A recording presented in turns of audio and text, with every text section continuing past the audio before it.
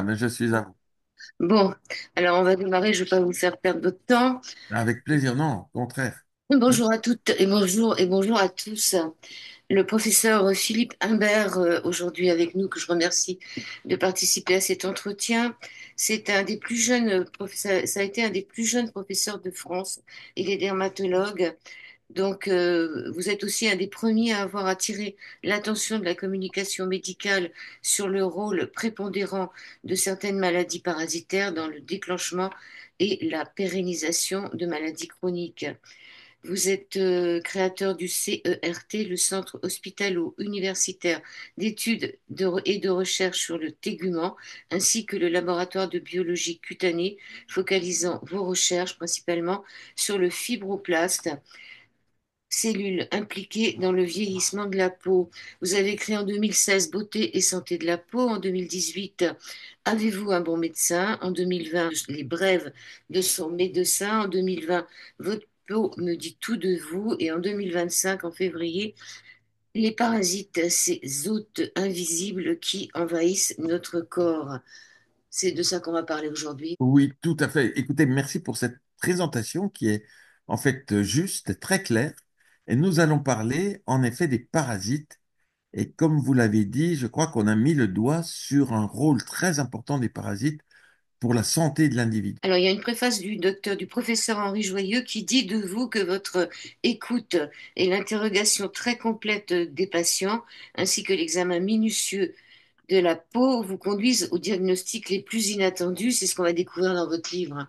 On ne pourrait pas penser qu'on a des symptômes qui peuvent penser qu'on a des parasites. D'ailleurs, vous dites qu'ils sont invisibles, ces parasites, dans le titre, et pourtant on cherche dans nos selles, on regarde des fois si on n'a pas des oxyures ou des choses comme ça, on ne les voit pas, mais c'est pas parce qu'on ne les voit pas qu'il n'y en a pas. Oui, alors effectivement, il faut savoir que les parasites, ce ne sont pas seulement les petits oxyures que l'on voit au niveau de l'anus et qui vont plutôt toucher une population d'enfants.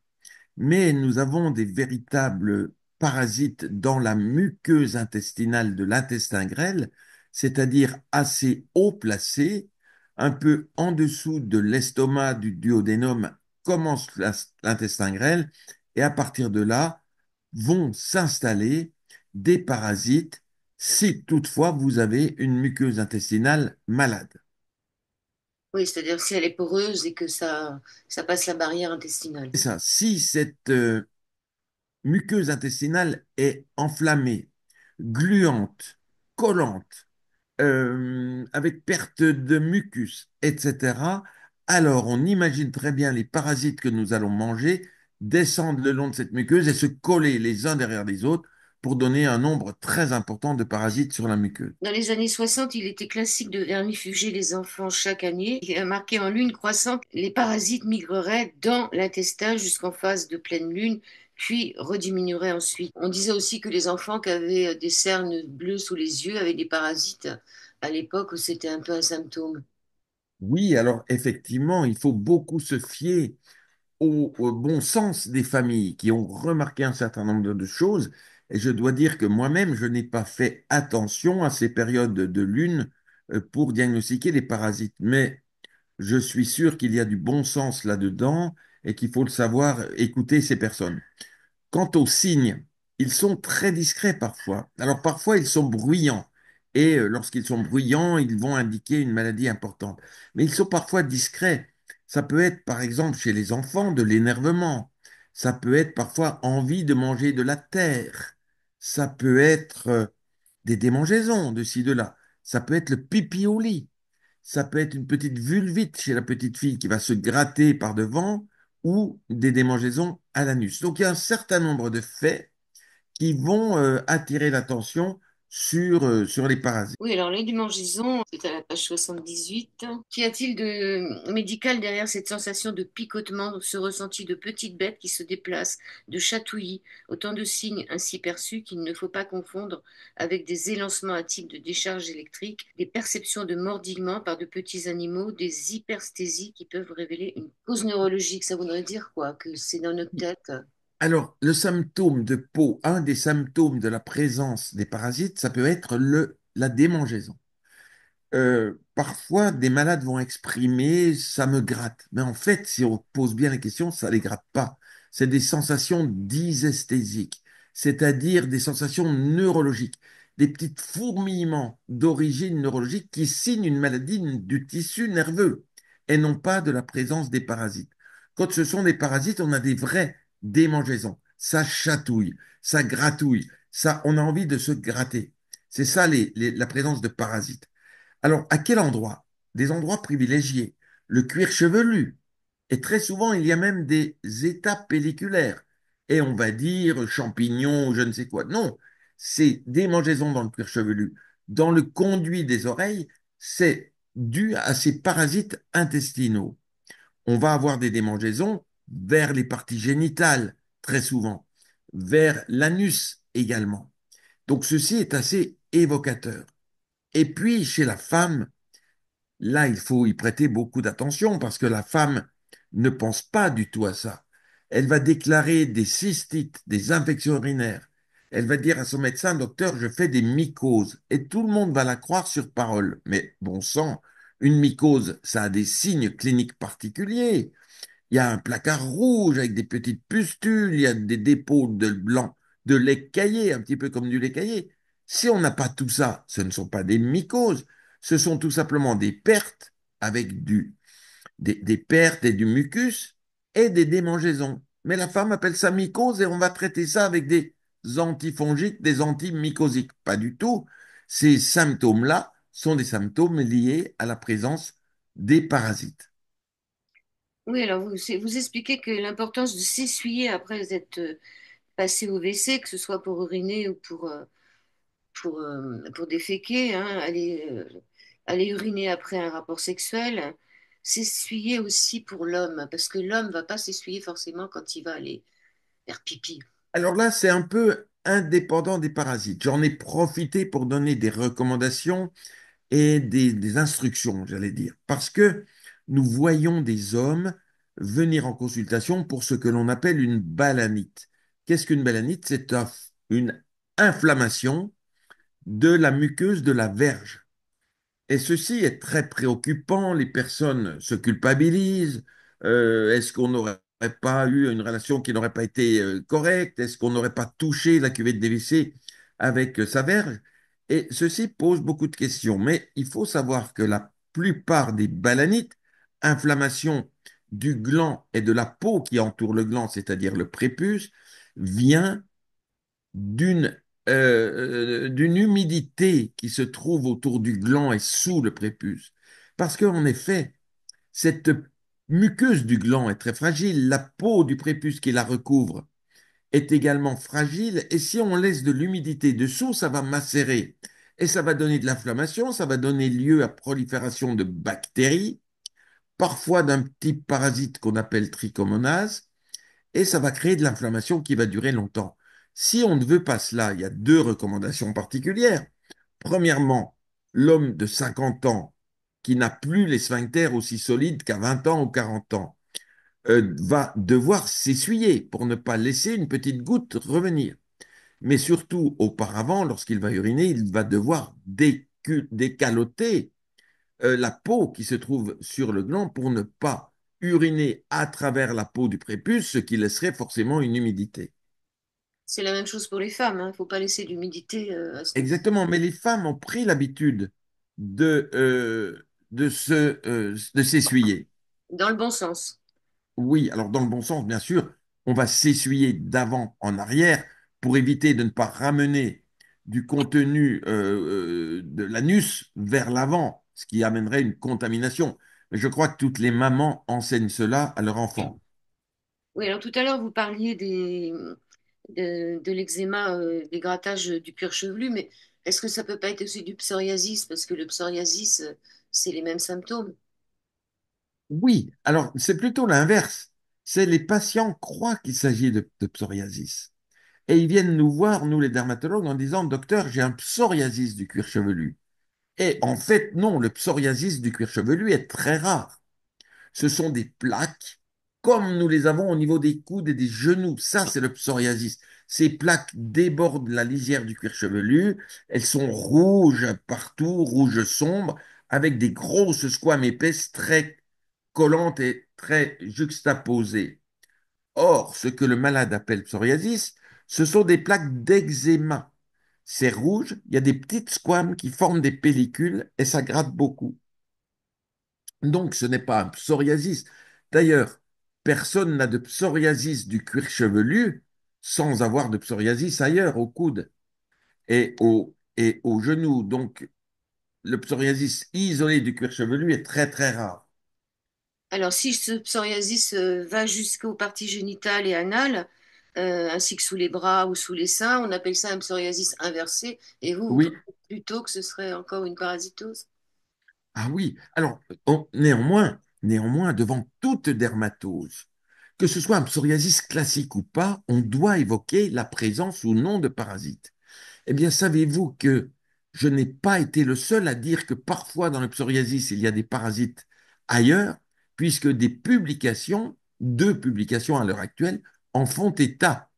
Donc, je suis plutôt content de voir que certains dermatologues vont avoir une vision globale de l'individu, une vision holistique, une vision intégrative, pour se dire, ce monsieur qui a ces plaques, est-ce qu'il n'aurait pas une maladie intestinale, telle qu'une intolérance au gluten, puisque l'on sait que l'intolérance au gluten est une des causes de psoriasis?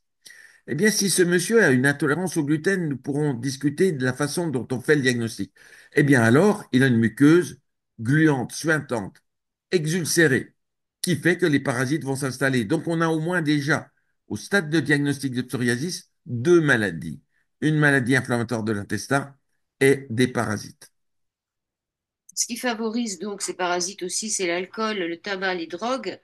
Vous dites qu'il faut regarder l'aspect de la langue, puisque finalement c'est le début du tube digestif par rapport à l'anus, et qu'on voit déjà beaucoup de choses sur la langue des patients, ce que les médecins ne font même plus tirer quand on va les voir. Bon. Oui. Alors, vous avez raison, la langue et les lèvres, d'ailleurs, première partie du tube digestif, et l'anus, la dernière partie.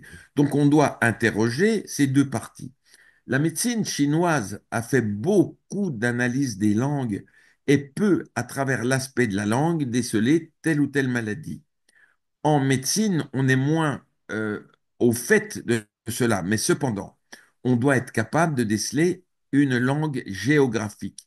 C'est une langue dont la surface va changer d'aspect, j'allais dire d'heure en heure, et que parfois on va avoir une zone atrophique, parfois une zone faite de polynucléaires neutrophiles des globules blancs qui vont migrer. Bref, cette langue géographique, qu'est-ce qu'elle indique? Cette langue géographique va indiquer plusieurs choses.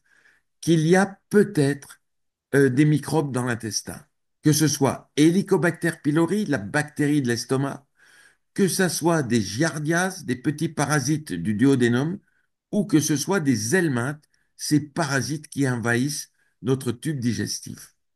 Et puis, cette langue géographique va aussi témoigner de l'existence d'un déficit immunitaire chez la personne qui en est porteuse. Déficit immunitaire qui porte sur les anticorps qui protègent l'intestin. Et puis, parfois, la langue géographique est un signe propre, soit de la maladie psoriasique, soit de la maladie de Crohn. Donc, au travers de la langue, mais on ne va pas poser un diagnostic aussitôt en regardant la langue, mais avec la langue, on va pouvoir poser d'autres questions qui vont amener à retenir tel ou tel diagnostic. Oui, dans votre livre, il y a un tas de patients qui sont venus vous voir et donc vous nous donnez un peu ce qui s'est passé. Et c'est très amusant parce qu'à un moment, vous dites, cette femme, elle a vu un proctologue, je ne sais pas combien de fois, donc je ne vais pas regarder ses fesses, mais je lui fais tirer la langue. Et, euh, et il y a beaucoup d'anecdotes dans votre livre qui nous font rire, alors que c'est pas du tout un sujet qui est drôle, hein. Forcément, les vers, on n'a pas du tout envie d'en avoir. Certains scientifiques estiment que la présence des vers serait protectrice pour l'organisme. Est-ce que c'est faux ou est-ce que c'est vrai?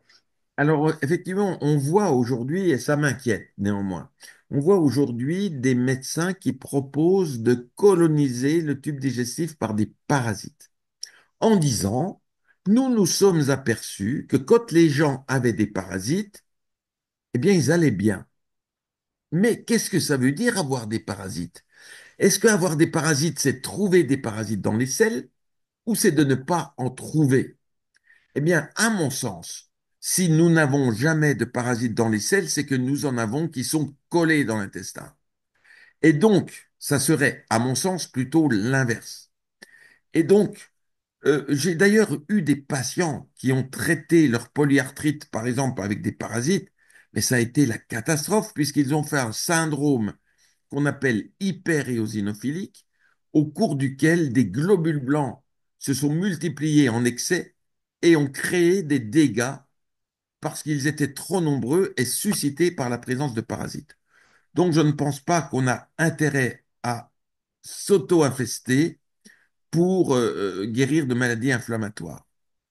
Une autre anecdote, certaines sociétés avaient donné des gélules de ténia. Ils avaient mis dans des gélules des particules de ténia pour faire maigrir les gens, sans dire que c'était du ténia. Eh bien, évidemment, quand vous avaliez un ténia, il allait grandir, faire 1 mètre, 2 mètres, 10 mètres, peut-être 20 mètres.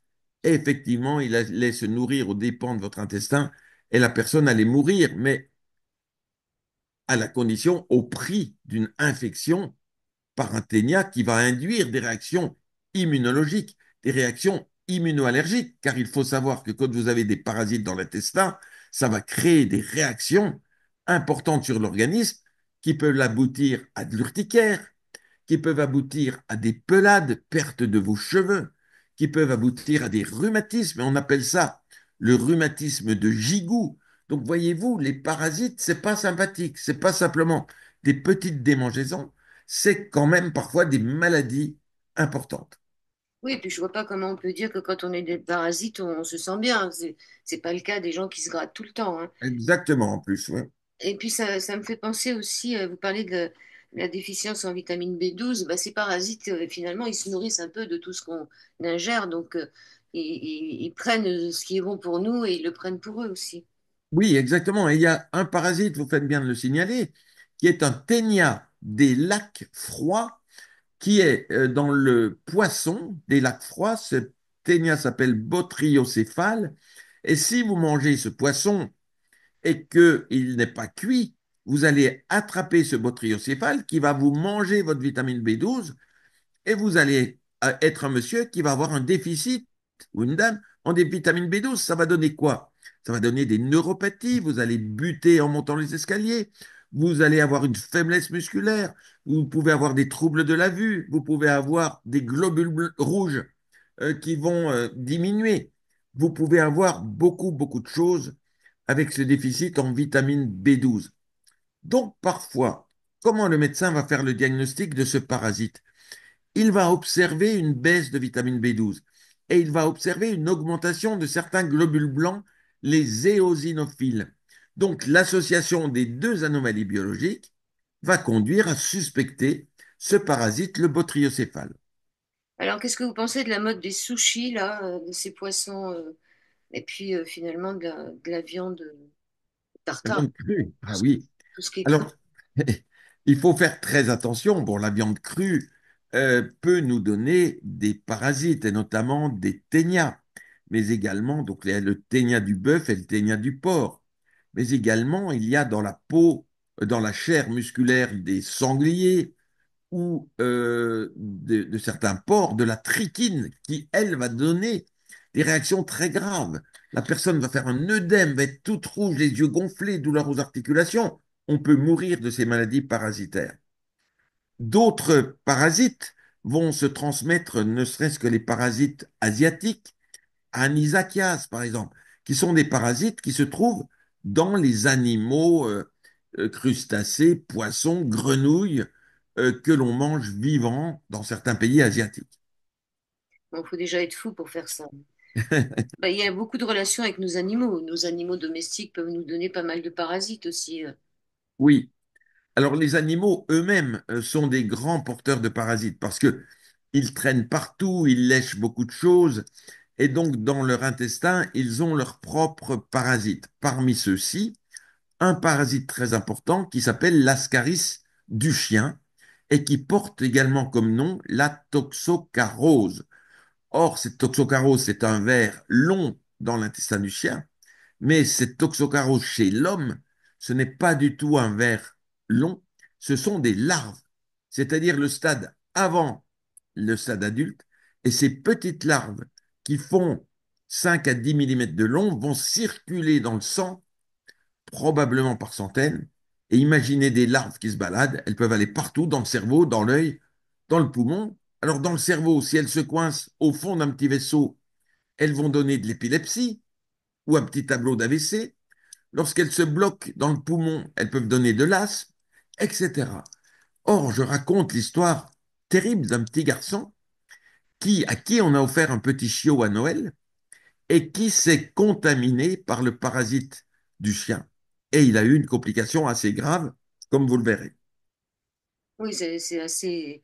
Ça fait un peu peur par moments, votre livre, mais bon, faut vaincre sa peur et savoir ce qui se passe. Dans le livre, vous parlez de l'importance de la prise de sang et de conserver toutes ces analyses, y compris les anciennes, pour voir justement si dans ces analyses de sang, il n'y a pas. Alors, ceci est très important. J'en parle déjà dans tous mes livres, mais le premier, Avez-vous un bon médecin, on démontre là l'intérêt de garder toutes ces prises de sang. Et ces prises de sang sur papier, ne pas les avoir sur le téléphone. C'est impossible pour un médecin d'analyser des prises de sang sur téléphone. Pourquoi? Parce qu'il ne peut pas revenir en arrière, il ne peut pas comparer sur une prise de sang d'il y a 6 mois ou d'il y a 2 ans, et il ne peut pas écrire sur la prise de sang, parce que la prise de sang, c'est un document de travail sur lequel on va écrire et entourer des valeurs qui sont soi-disant normales, mais qui sont en fait anormales. Donc le patient, vous lui dites, ce taux que vous avez, il est anormal. Lorsqu'il rentrera chez lui, il va voir que la valeur est dans les valeurs normales, il ne va pas penser que ce taux est anormal. Donc le médecin doit pouvoir écrire. Et il n'y a rien de plus terrible que de voir un patient arriver avec la dernière prise de sang. Imaginez cette prise de sang, la dernière, elle contient quoi? Du cholestérol, alors que vous avez de l'urticaire. À quoi ça sert d'avoir un dosage de cholestérol quand on se gratte? Rien du tout.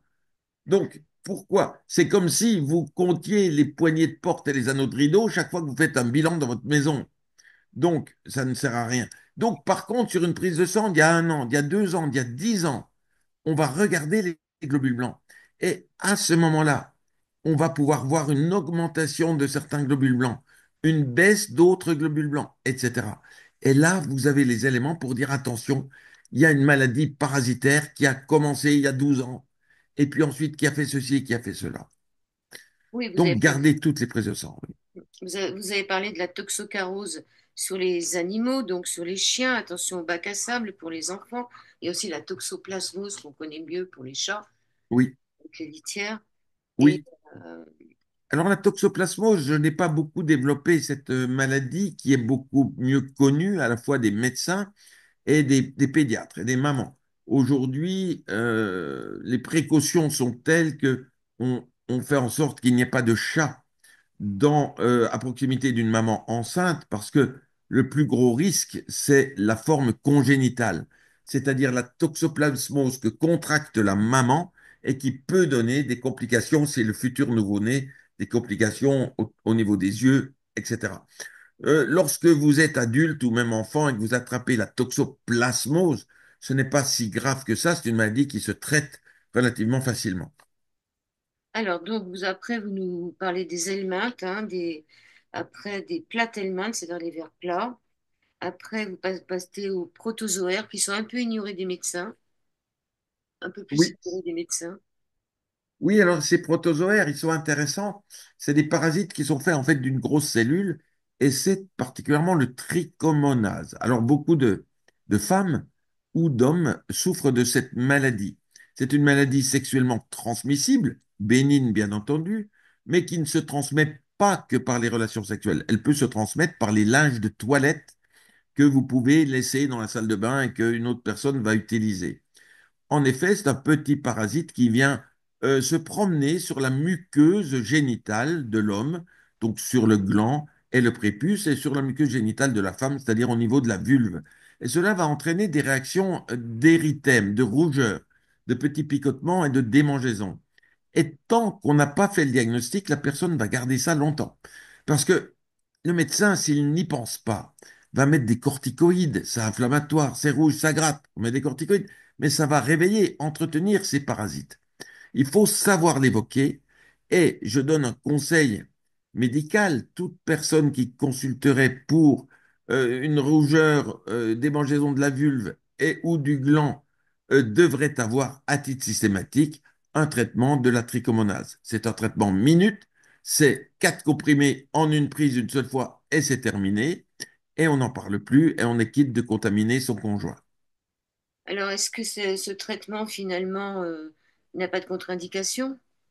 Non, la plupart des médicaments n'ont pas de contre-indication, sauf que lorsque vous avez beaucoup de parasites et que vous traitez les parasites, il y a un phénomène de lyse parasitaire, de destruction du parasite. Et quand on détruit le parasite, on va augmenter la réaction immunoallergique contre le parasite. Donc, si vous avez de l'urticaire qui est due à un parasite, les quelques jours qui suivent le traitement, vous allez peut-être faire un petit peu plus d'urticaire au moment où vous êtes en train de vous débarrasser du parasite. Ça s'appelle la réaction d'Alzheimer.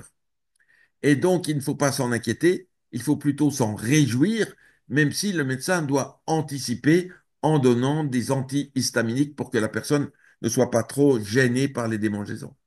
On précise qu'il faut quand même que ce soit sous avis médical, qu'on ne se déparasite pas tout seul.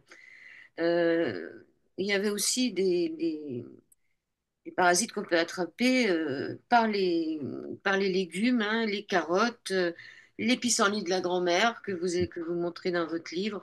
C'est-à-dire si on prend des légumes qui ne sont pas propres ou des chats. Oui, c'est un gros problème, ces légumes, parce que on me dit, mais quand même, je nettoie tous mes légumes, mais il faut savoir qu'il y a des œufs, des larves sur tous les végétaux et les fruits, etc., qu'il faut bien les laver. On peut attraper en effet la douve en mangeant du cresson, par exemple, qui se trouve au bord de certains cours d'eau. Et pour les amateurs de cresson, vous pouvez attraper cette douve qui va donner une maladie terrible du foie qui peut même parfois faire penser à un cancer du foie. Et donc, bien laver ces salades, les pissenlits, etc. Parce que aussi, on peut avoir des parasites du renard. Et si vous avez un jardin potager et que des renards viennent s'y promener, ils peuvent déposer à peu près à hauteur de leur anus, c'est-à-dire 15 centimètres, sur des petits fruits, par exemple des mûres, des fraises, etc. Ils peuvent déposer un parasite qui est le parasite de l'échinococcose alvéolaire, qui est une maladie très grave, qui est assez fréquente dans ma région de Franche-Comté et qui parfois nécessite une greffe de foie.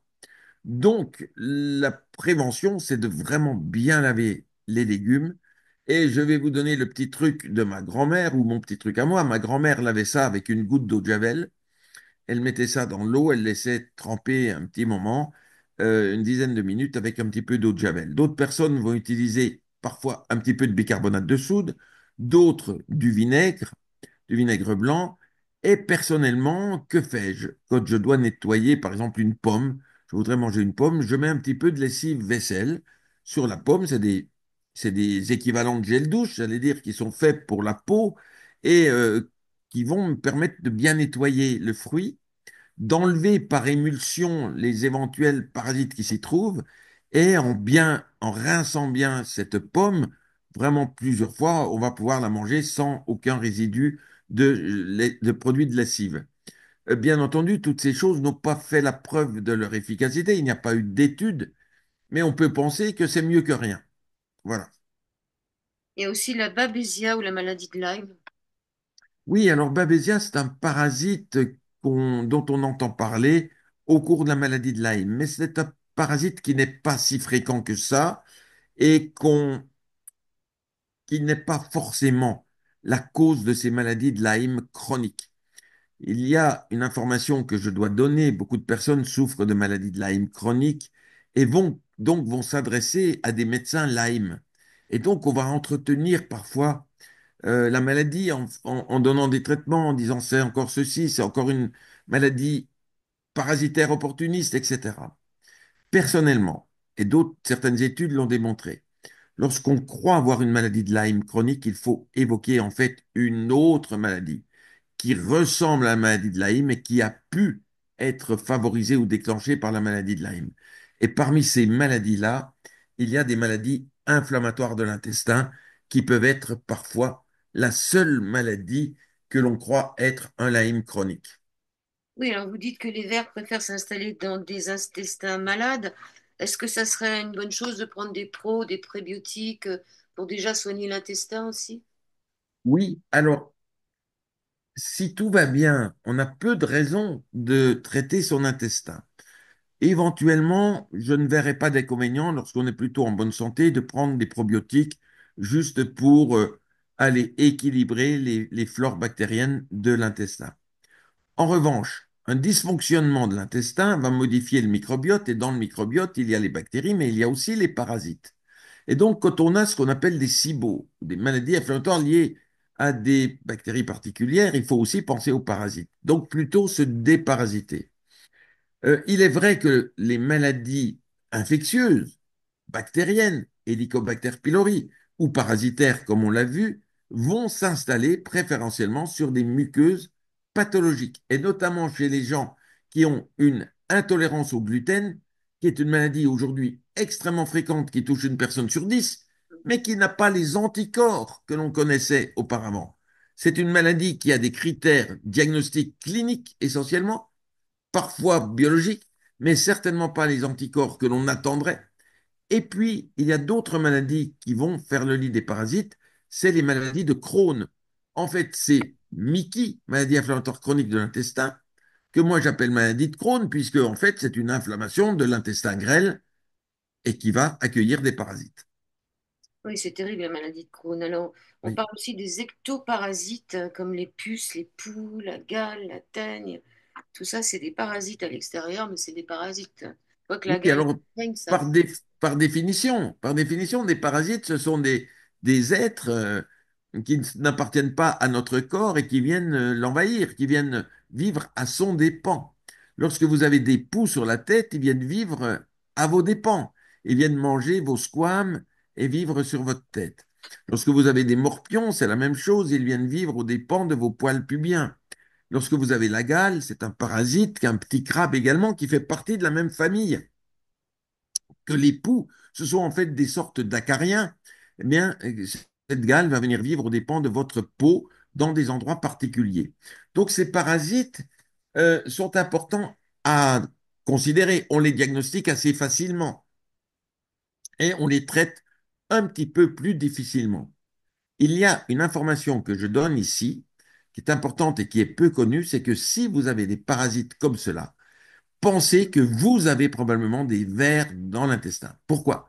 Parce que les vers entraînent une baisse d'immunité. Les vers baissent l'immunité, du coup, vous allez avoir plus facilement de l'herpès, du papillomavirus. Imaginez ces femmes qui ont du papillomavirus dans le vagin et qui peuvent avoir un cancer du col. Eh bien, il faut qu'elles pensent qu'il faut éliminer les vers de l'intestin. Et quand vous avez des parasites sur la peau, la gale en particulier, ou les poux, eh bien, effectivement, il y a là aussi la présence de parasites intestinaux. Je me gratte la tête, hein. On parlait des têtes à poux. C'est Oui, toujours les mêmes, ou les moustiques aussi, hein, qui piquent pas n'importe qui, hein. oui. Alors, parlez-nous du syndrome d'Egbon, d'Egbon, je sais pas comment on dit, le délire d'invasion parasitaire. Oui, alors à force de parler des parasites, j'ai peur de susciter ces syndromes. Ce sont des personnes qui, d'un seul coup, vont penser qu'elles sont envahies par des parasites. Et en général, ce sont des parasites de la peau. Ce sont des personnes qui vont se gratter, avoir des démangeaisons, et au lieu de penser qu'elles ont une maladie interne ou qu'elles ont un effet secondaire d'un médicament, eh bien, elles vont s'imaginer que leur peau est envahie par des petites bêtes. Pourquoi? Parce que leurs démangeaisons, elles ont l'impression de petites bêtes qui se promènent sous la peau. Elles ont l'impression de petites morsures, de petites piqûres de bêtes. Mais ça, ce sont simplement les sensations qu'elles perçoivent. Et donc, ces personnes vont venir le plus souvent voir le médecin, plusieurs médecins les uns derrière les autres, avec une petite enveloppe dans laquelle ils auront mis des squames de peau. Ces gens vont se gratter, enlever des squames de peau, les mettre dans l'enveloppe et dire au docteur, regardez, j'ai plein de microbes, j'ai plein de parasites sur la peau.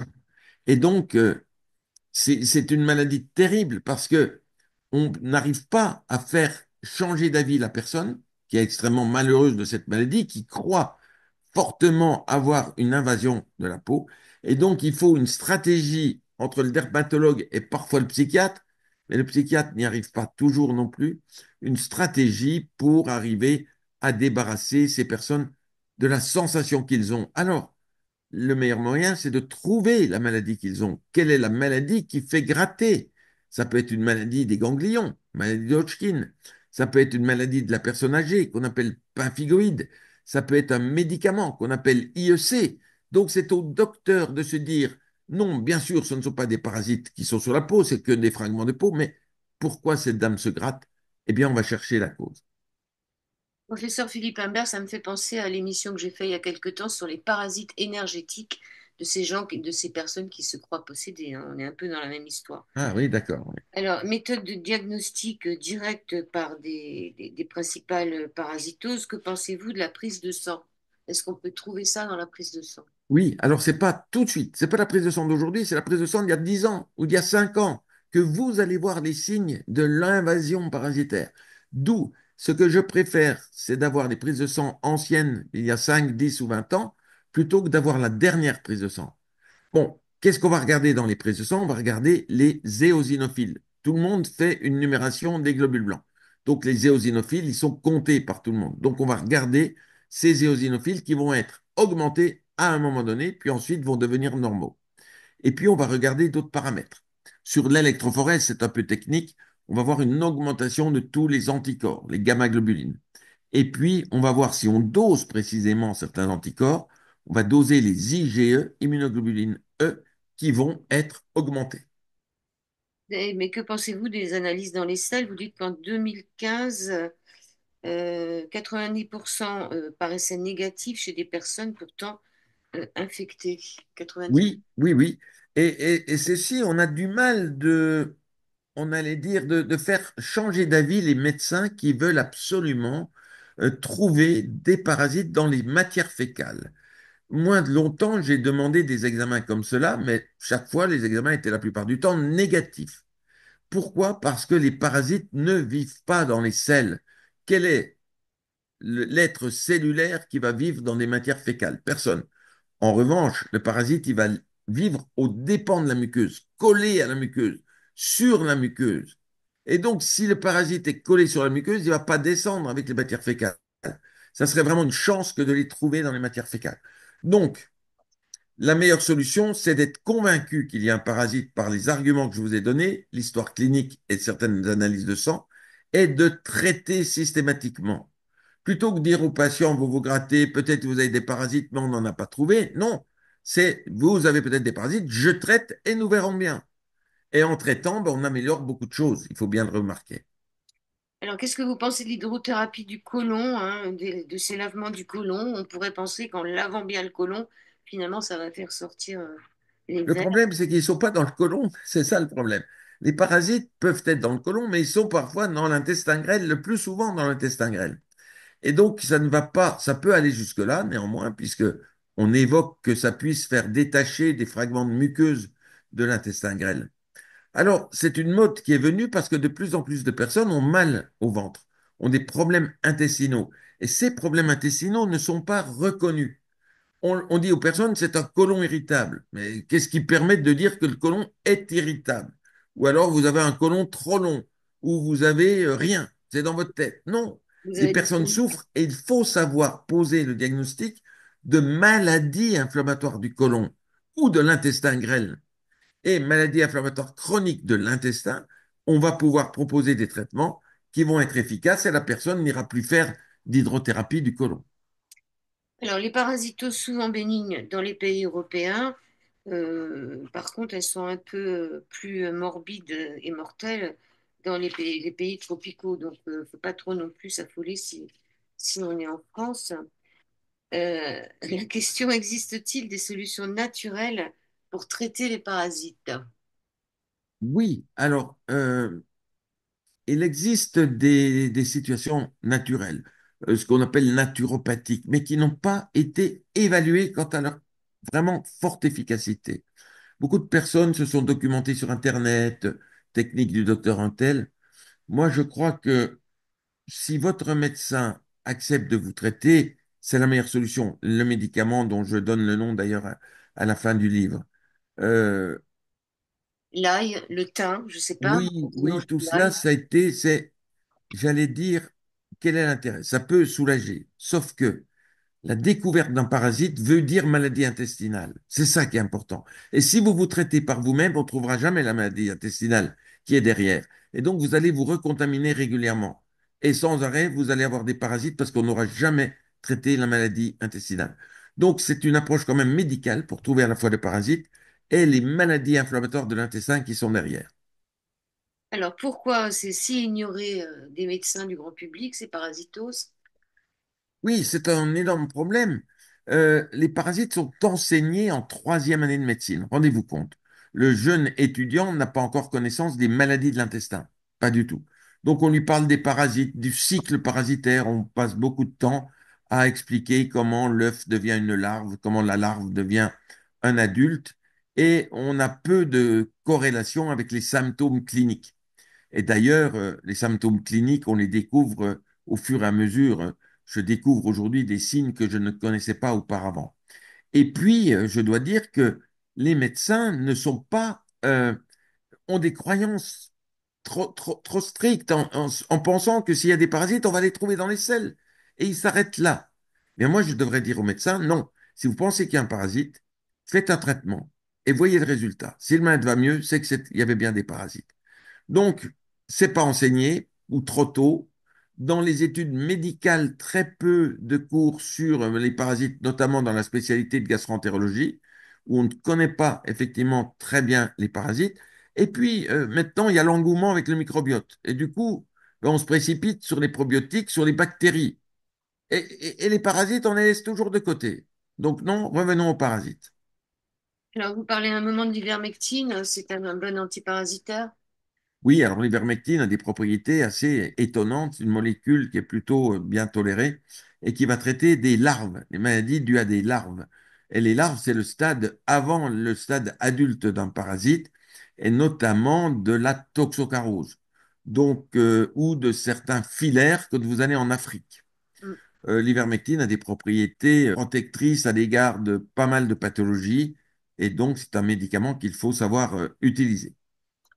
Alors certains patients à la fin vous disent pourquoi ne pas alerter les pouvoirs publics pour que finalement ils se penchent un peu sur cette question qui Oui, est... alors les pouvoirs publics, on essaie de les stimuler, mais il ne se passe pas grand-chose. Vous savez, quand on pense que on continue de rembourser des prises de sang qui sont toujours les mêmes, qui contiennent de l'acide urique, de l'urée, qui ne sert à rien. Est-ce que si vous n'avez jamais eu de crise de goutte, pourquoi vous dose-t-on l'acide urique et l'urée? Bon, et puis d'autres choses, sodium, potassium, chlore, mais qu'on ne rembourse pas certains marqueurs biologiques des Mickey, par exemple, les anticorps anti-Saccharomyces ne sont pas remboursés. Donc, on alerte, on alerte. Mais quand on alerte, qu'est-ce qu'on nous dit? Oui, ben, on va faire une commission. Et la commission, 2 ans après, n'a toujours pas eu lieu. Et on nous dit, ah ben oui, mais il faut qu'on ait l'accord de l'ordre des médecins, et ceci et cela. Eh bien, je pense que dans 20 ans, on en sera toujours là, si personne ne prend à corps le dossier. Ils ont des remboursés aussi pour la thyroïde, Oui. remboursés, alors que c'est quand même important. Qu'est-ce que vous pourriez dire pour achever cette émission? Je rappelle le titre du livre, Les parasites aux éditions Guy Daniel, ces hôtes invisibles qui envahissent notre corps du professeur Philippe Humbert. Oui, alors je pense que c'est un livre assez étonnant quand vous allez le lire, comme vous l'avez très bien dit d'ailleurs, ce sont des histoires qui peuvent faire sourire, qui prêtent parfois à inquiétude, à angoisse. Ce sont des histoires, comme d'ailleurs tous mes livres, qui racontent des histoires de patients, mais qui ont une vertu un petit peu pédagogique, une petite vertu morale parfois, qui vous donnent des conseils précis qui vont faire aller mieux. Il est vrai que chaque fois que les personnes m'ont entendu ou ont lu mes livres, ils ont avancé grandement dans la connaissance de leur maladie et parfois même ils sont arrivés à eux-mêmes poser le diagnostic qu'aucun médecin ne voulait poser. Donc, dans ce livre, il y a énormément d'histoires, de ressources pour expliquer ce dont vous souffrez. Et il faut que tout le monde ait conscience que ces parasites sont nuisibles dans la plupart du temps, bien entendu, lorsqu'ils sont en excès, nous avons toujours des parasites, mais s'ils sont en nombre raisonnable, ils ne vont pas faire parler d'eux, mais dès qu'ils sont en excès, ils vont faire parler d'eux, et ils peuvent induire des immunodéficiences, et on a même parlé parfois du rôle des parasites dans certains cancers. Notamment, parlons-en du cancer du col de l'utérus, puisque des équipes de gynécologues ont montré que en cas de cancer du col de l'utérus, il fallait traiter des parasites parce qu'ils baissent l'immunité et favorisent le papillomavirus. Voilà, donc on a beaucoup de choses à apprendre de ce livre au travers d'histoires assez plaisantes.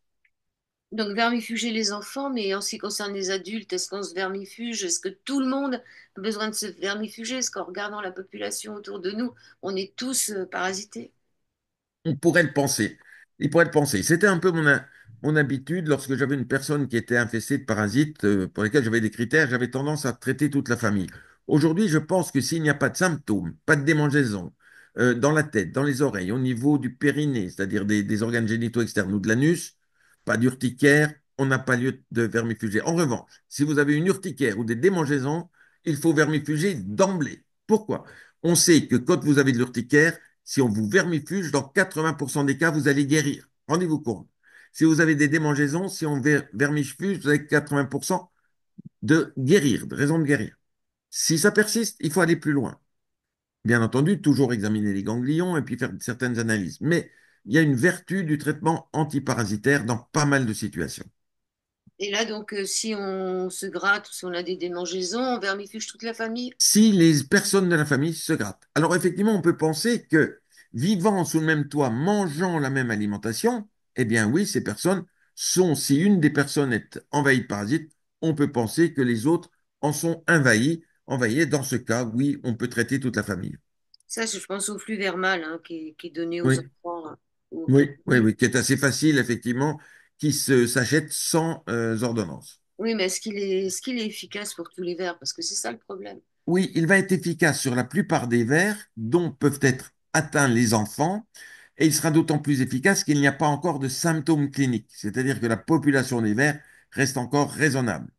En revanche, quand il y a des symptômes cliniques, ça veut dire que la population des vers doit être beaucoup plus importante, et là, il faut faire appel à des médicaments à durée plus longue, à des quantités plus longues, et bien entendu, sans oublier de les répéter au bout de 8 à 10 jours. Donc, est-ce que vous avez un site internet ou est-ce que vous consultez encore Oui, bien sûr. Alors, merci beaucoup.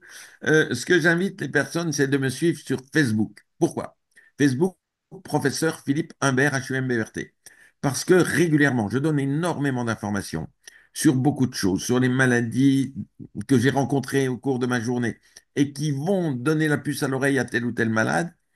Lorsque j'ai besoin d'informer une population de personnes d'une nouveauté, si vous avez un vitiligo, c'est-à-dire des plaques blanches sur votre peau, et que vous faites partie de mon suivi, un jour, je découvrirai peut-être dans la littérature médicale un traitement, je l'annoncerai sur Facebook pour que toutes les personnes qui ont cette maladie puissent venir se faire traiter, si vous voulez.